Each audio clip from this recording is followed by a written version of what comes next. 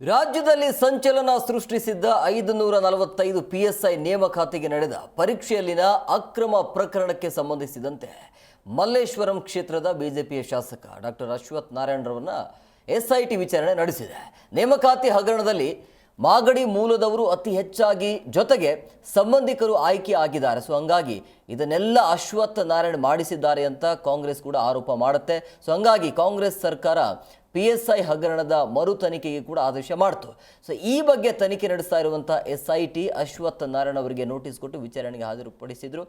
ವಿಚಾರಣೆ ಆದ ನಂತರ ಅಶ್ವಥ್ ನಾರಾಯಣ್ ಅವರು ಕೂಡ ಮಾತನಾಡಿದರು. ಇದೆಲ್ಲವೂ ಕೂಡ ರಾಜಕೀಯ ಪ್ರೇರಿತ ಅಂತ ಹೇಳಿದ್ದಾರೆ.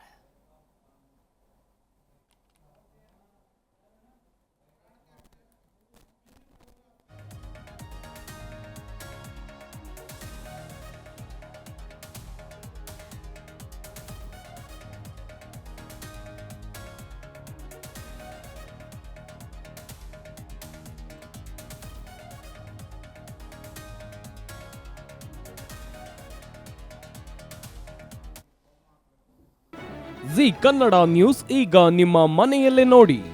ಎಲ್ಲ ಕೇಬಲ್ಗಳಲ್ಲಿ ಈಗ ಲಭ್ಯ.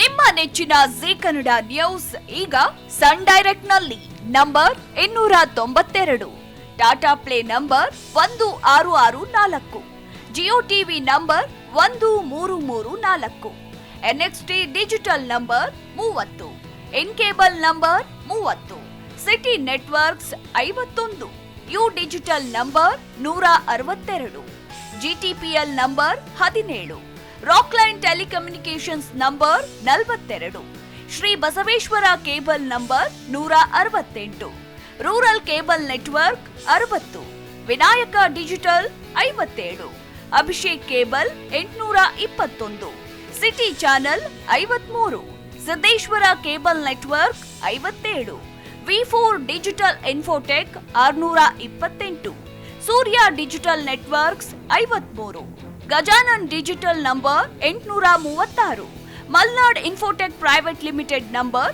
56, Metrocast number 830, Victory Digital number 167ರಲ್ಲಿ ನೋಡಿ ಆನಂದಿಸಿ.